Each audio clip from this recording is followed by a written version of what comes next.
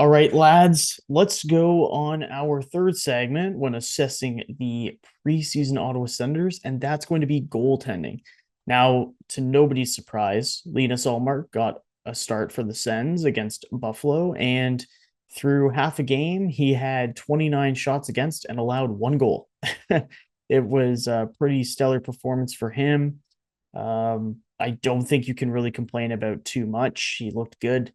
But backing him up, you have Anton Forsberg expected to be the number two goalie this season. And then you have Sogaard, who is going to be in the minors.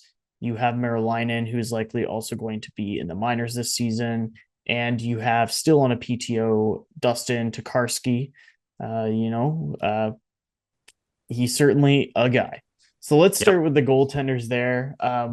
I mean, I don't know, Bennett, if you want to hit us off talking about goaltenders, and we'll just go from there. Yeah, we all know that goaltending was this team's Achilles heel last year. The Ottawa's save percentage of 884 was literally the worst in the entire league. So really there's only one way we can go, and that's up. And we have said that a lot in the last seasons, but this year it is statistically impossible to not go up. So that's something, I guess. Obviously Linus Ullmark is a far better goalie than Korpisalo is. So we're really hoping that he hits the ground running and can give this team some much needed saves and help us not be out of the race super early on. If he gives the team a chance to compete every night, I'm reasonably confident that our forward core can battle it out with most of the best in the league on a given night. And if we can avoid letting in one or two soft goals every single game, then I think we have a very reasonable chance of winning a good amount of games. And I think if Alma can do that for us, that's great. We've spoken at length about his contract situation. I don't think we need to relitigate that here. We have him for probably one season, and after that, who knows? We'll see. But for this year, I think we fully expect him to be a starting goalie. We fully expect him to be a rather significant upgrade. We could easily see like a 0.30 spread in our team save percentage from last year to this year, which would be a huge improvement. Yeah. Even if it's something more in the 20 range, just getting us to league average, that would be a treat. So I really hope that he can provide that.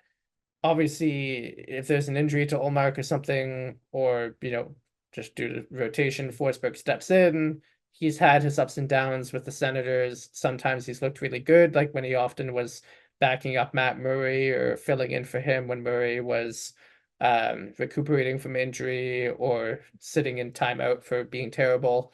So Forsberg has shown himself to be a capable backup at times. Last year he wasn't fantastic, but I mean, last year all of our goaltending was terrible. I mean, there's really not much you can say about that. And I don't think that's really Forsberg's fault. The vibes were bad. Everyone knew the team went into the season with a lame duck coach, and then had a lame duck coach back after year two in the interim, and um in Jacques Martin. We can touch on that later when we talk about coaching and the impact that could have, but it can only go up. That's what I'm saying about goaltending. It can only go up. It can only be better, and we really hope that it will not be the same black hole that it was last year. Now, Nafe, as our resident goalie expert, how are you feeling this season? Great. All right, podcast done. Next. Yeah, honestly, I mean, each of the guys that we've picked up have to solidify our goaltending position have either be reclamation projects or a guy who's just had a big year. Um, and we just got a guy who's been a steady Eddie his entire career, and his steady Eddie is a 915 and above save percentage. We have the best goalie we've had since Craig Anderson. Allmark has a Vesna on his shelf and one of the highest save percentages in NHL history from a goalie with over 100 games. the Sens have been like desperate to find the next Craig Anderson. And even Anderson at the time wasn't a sure thing. And it just kind of feels like Ullmark is. And there are a lot of positive expectations on him. And he willingly accepts those expectations because he knows what it takes to be a good goalie in this league. And he's going to show you that game in, game out. And when he's not playing, he's going to hold his teammates to that highest standard as well. And, that comment he made in an interview a few days ago saying, one of the things that I find important is like, if you've had a hot couple of days, great, let's keep it going. Let's have a winning mentality about us. And the Sens have not had that. You can continue to look back on calendar years. Craig Anderson starts to falter. He's starting to age. You have Marcus Högberg, who has a good season, and then he, kind of goes by the wayside. And then you go and get Matt Murray, and this is such a great pickup, but it's a guy who's been faltering the past couple of years. And then he's consistently injured. So you're just scrambling to find the next best thing. And it has never worked for the Sens. And it just feels like I don't have high hopes for for Linus Ullmark. I just have expectations. And I think there's a bit of a difference here because, as I said, I know what to expect from the guy. He goes out and does his business and goes home. And I love that. And everything about Ullmark is good. His stats, his gear, his vibes, all off the charts. And obviously I mentioned on a previous podcast, Bennett didn't want to relitigate it, but I will. Ullmark will sign, and they're going to get out to a hot start, and that helps seal the deal. Okay. Forsberg, we take those. Yeah. And Forsberg, though, that's obviously the tough one. I think he lost a lot of goodwill last year with the fans, and even looking at preseason, got like, he had a bad game or he let in a crappy goal or what have you. And it's like, okay, guys, it's preseason. It's fine. It's all good. He's a player that struggled mightily last year, but once again, as Ben had pointed out, everybody who was in net for the Sens last year struggled. But I think it has a lot to do with a lot of things. But he's gotten a full year of rehab under his belt from that pretty traumatic knee injury. And I think he's going to go back to being the guy who can put up a 907 to 913 save percentage and have the confidence of knowing he's got a guy that if he falters, he won't be the only guy that's relied upon. And Ullmark will be able to obviously take the lion's share of starts, and Forsberg can just ride the coattails a little bit, and they can be a really successful duo going into the season. And obviously injuries or sicknesses are going to happen. And I'm still going to talk about Sogaard because quite honestly, for me, his time's like running out. I'd give Marilyn just as many games as him because frankly, Sogaard doesn't give me a lot of confidence when he's in net. For a guy that's 6'7", I have a lot of issue with somebody who is 6'7" that looks 5'10" sometimes. He doesn't utilize his body and when it should be upright, and he's a lot hunched and looking around and so on, and it just leaves a lot of holes.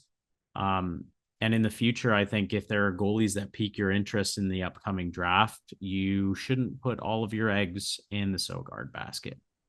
Yeah, I think it'll be interesting to see what happens there. Obviously, Sogaard, you expect more from him because he's a former second-round pick. I mean, for me, he's still only 23 years old.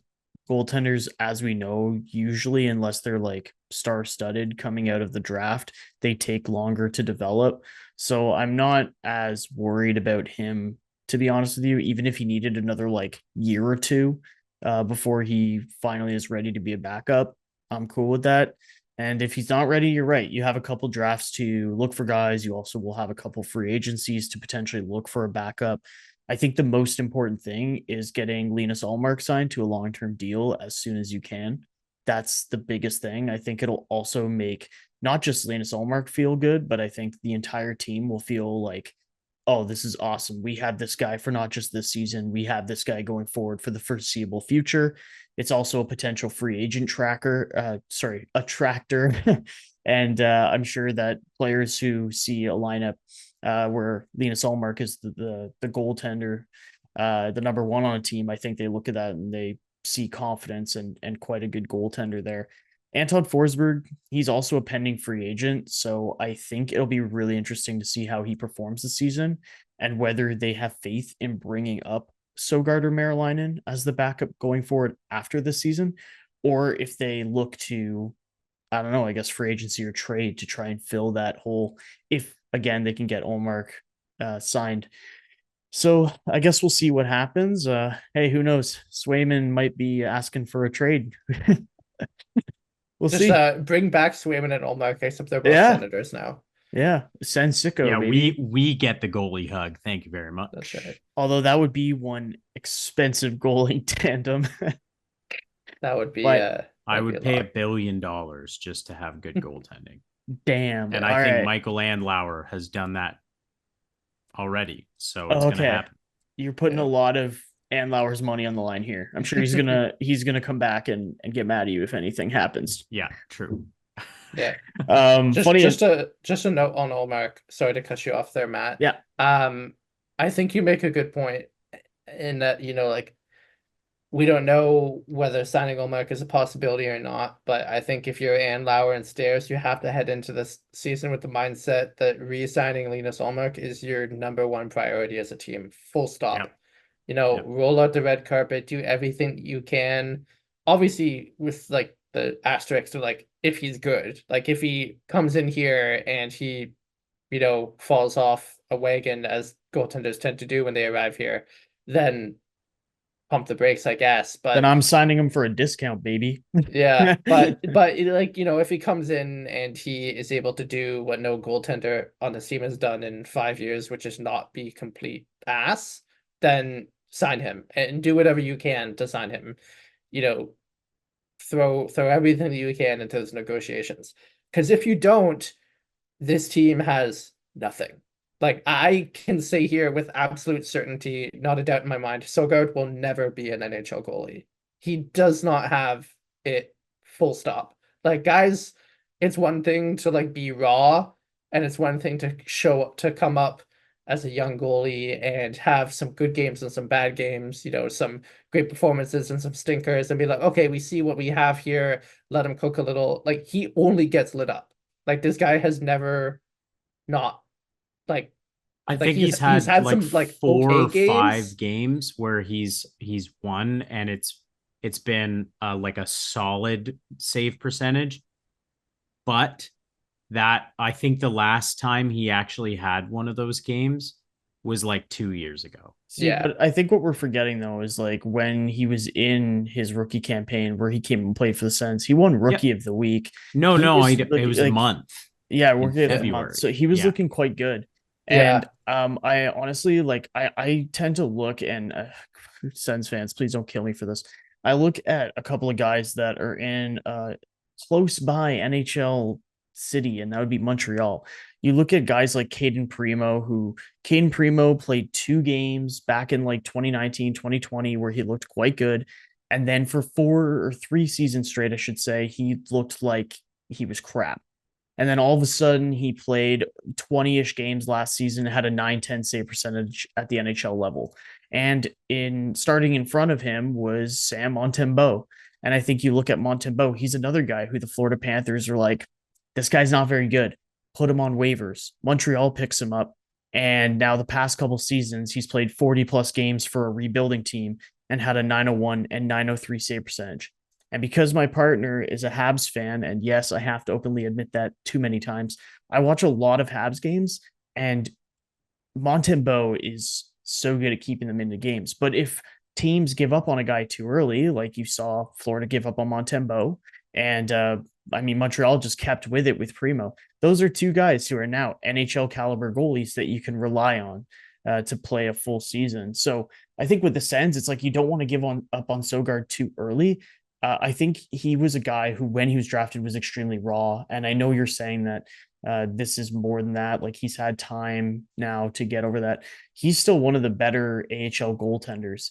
And I think that whatever it is, whether it's a confidence thing, some other mentality thing, I think that the Ottawa Senators, now that they have stability in the organization, I could see them putting a lot more money into areas of need. I could see in terms of like goaltending coaching, sports psychologists. I think the Sens will be better for it.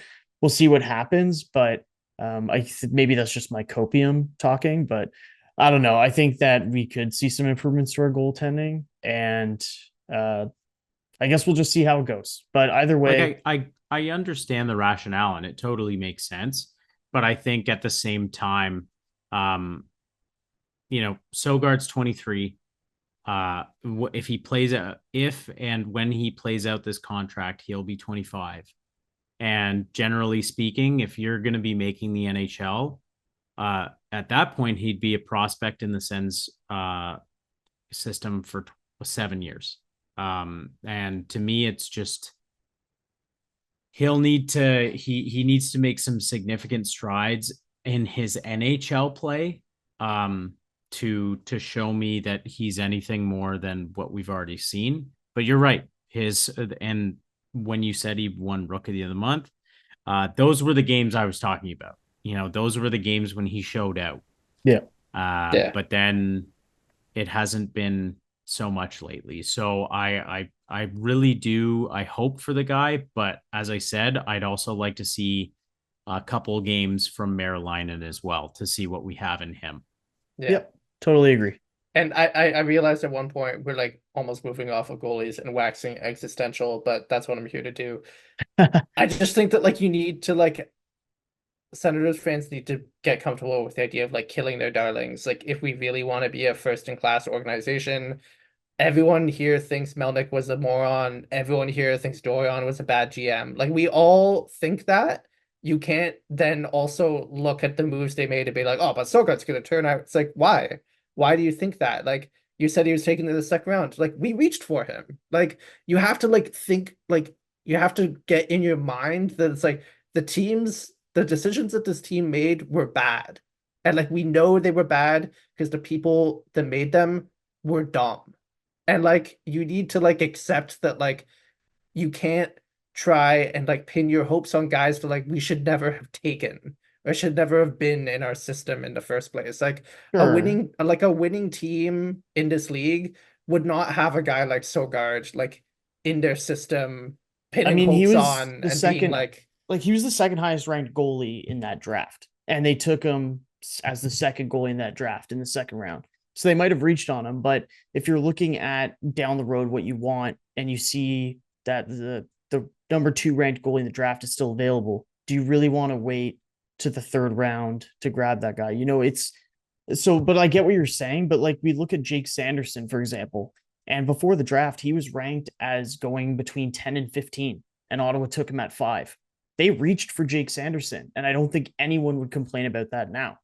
So I think there's certain moves that Dorion did do that were questionable. Like look at Brady Tkachuk over Zadina. I think a lot of people at the time were upset about that.